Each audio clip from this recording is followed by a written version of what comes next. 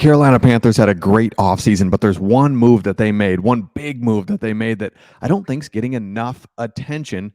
And we'll talk about that now. If you're new to our channel, we're Detroit Lions fans. We have our main channel covering the Detroit Lions, but we also cover other teams that don't get the coverage like they should. Carolina Panthers are one of those. They're just never covered in the national media like they should, and they're especially not going to cover a story like this. So Carolina goes out, kind of revamps their entire franchise. I think it's a great thing that they did to go up, get the number one pick. All the moves that they made, really smart. They added veteran guys like Thielen, DJ Chark.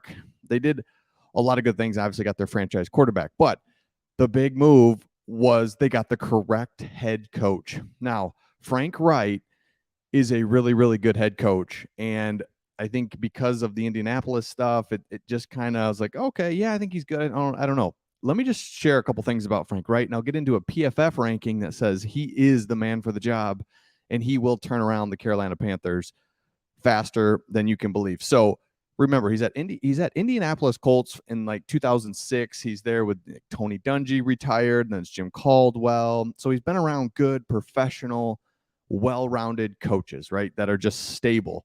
Tony Dungy, Jim Caldwell. Then he bounces around a little bit, position coach at Arizona, San Diego, Philadelphia. He's the offensive coordinator when they win the Super Bowl in 2017. It's after that he comes to the Indianapolis Colts. They just have incredible run there in 2018. 2018.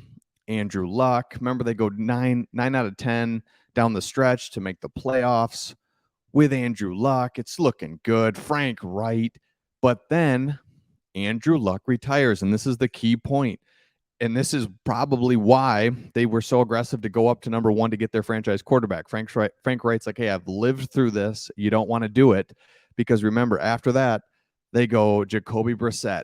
That's just who they had. They had to go with it in 2019. Phillip Rivers in 2020 at the end of his career. Carson Wentz 2021 at the end of his career. Matt Ryan, Sam Ellinger. Not good, not good, not good. All these names that just weren't good at their end of their career. So they go through this quarterback carousel that's just, you can't. I mean, what are we doing here? I mean, so difficult. So they end up firing Frank Wright, which makes sense for them, I guess, to be like, we're going to go in a different direction. But it's, you didn't have a quarterback. You never had a quarterback in his last 4 years, Frank Wright, and he gets fired. So he has to go. Now Carolina scoops him up right away, and this is where the PFF ranking comes right in, ranking the new NFL coaches by their ability to turn their teams around in 2023. Sean Payton tops the list, fine. Just I think name alone, absolutely, we'll give that to him. So Sean Payton, Denver Broncos. Next, Frank Wright. This is a guy that I absolutely love because of this right here. They're gaining in a new head coach, is a creative play caller. Remember, he was part of really the start of really the evolution of offenses in this latest iteration that we're in offensively with what he did at Philadelphia. Doing a lot of good things at Carolina or at the Colts, but then obviously the quarterback situation. So he just never really was able to do everything he wanted to as a play caller, and his stoic mindset. It is unbelievable. We had Jim Caldwell with the Lions. He kind of comes from that same tree that Tony Dungy, Jim Caldwell, that's where he got his start. He's just a solid guy. And that is, I know that sounds kind of crazy, but I mean like Bill Belichick, right? Bill, it's like can't even talk to the media. Obviously, he's one of the best coaches, if not the best NFL coach or whatever. You can rank him wherever, but even him, it's like, dude, you're kind of weird. You know, all these coaches kind of up, down. Can you find your coach to be rock solid? And I'm not even talking play calling. I'm not even talking all that stuff. I'm just talking with the media, with ups and downs.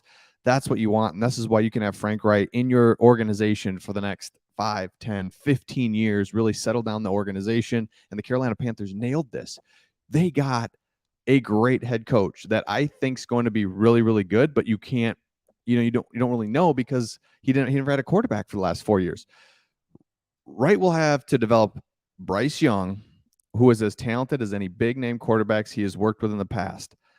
Much has been made of Young's small stature, but Wright also understands the importance of creating balance in the run game and quick passing game. Exactly. So anybody that's like, oh, he's too short, you don't think Frank Wright can figure out how to do some short passes, how to get the running game, screens, draws. I mean, they're not just going to be like, all right, 5-step drops, see if you can do it. No, they're going to work it around, creative, mix things in, really focus on the running game, which, by the way, Carolina, man, hey, we know, right? Detroit Lions really took one on the chin when it came to running game. There at the end of the season, they're going to run the ball. They're going to play good defense. They're going to be creative offensively, and you've got the correct guy. So I never get the Bryce Young small. I don't know. Nah, he'll be fine.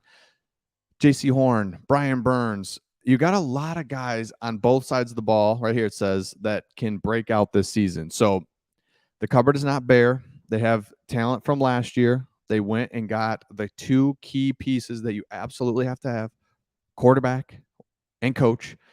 And we all talk about the quarterback, and we moved up to get him, and that's all really good. But the coach is, for me, the key, because the coach, players change, interchangeable, but obviously the coach and the quarterback, if you get that, then you're really good shape. So I just think Carolina did a couple things this offseason really well, but they nailed the big stuff. And in your beginning of a rebuild, you have to nail the major stuff, not the minor stuff, the major. Who cares who your left guard is right now? Who cares? What we need to care about is who's the quarterback, who's the head coach, and you nailed it. So if you're a Carolina Panthers fan, you're really excited. You're real similar to the Detroit Lions, maybe a year or two behind in sort of that rebuild situation, where it's not that you're so excited that you're going to win the Super Bowl this year. It's that you're on the right trajectory. That's what we talk about as Lions fans. We are on a path now. We've never been on the path. We've always been, man, it'd be nice to be on a path to win, to have some victories, have some success, some sustained success. If you think about Pittsburgh, even Baltimore, those coaches have been around forever. The front office, everything's stable. Players can come and go. That's just going to happen, but you need a quarterback and a coach. Front office is for you guys is good. And now you're on your way to do something really good this year. Next year, you're going to be in the mix, and that's all you've ever wanted. That's all that the Lions have ever wanted. Be in the mix when it comes to, we're right there, 4 or 5 wins, 6, 7. Like, you just want to be, after week 5, for example, you want to be 3-2 or 2-3.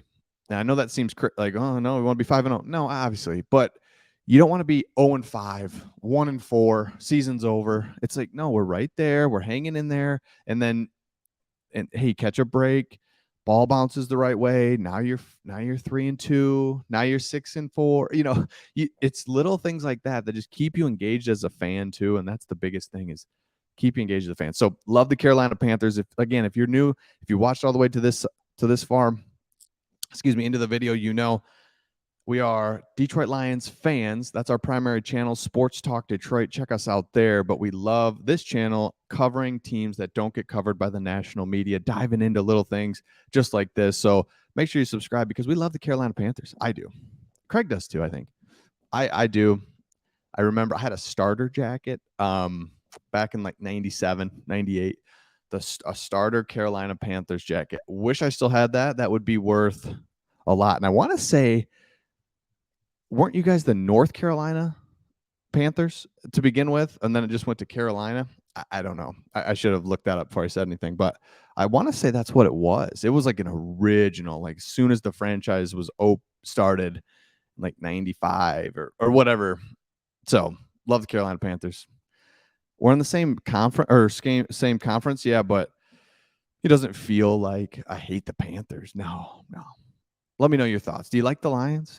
Are you cool with the Lions? I think you are. Everyone's cool with the Lions because they've never really given anybody much trouble over the years. They just don't give you trouble. So let me know your thoughts in the comments, and we'll see all of you on the next one.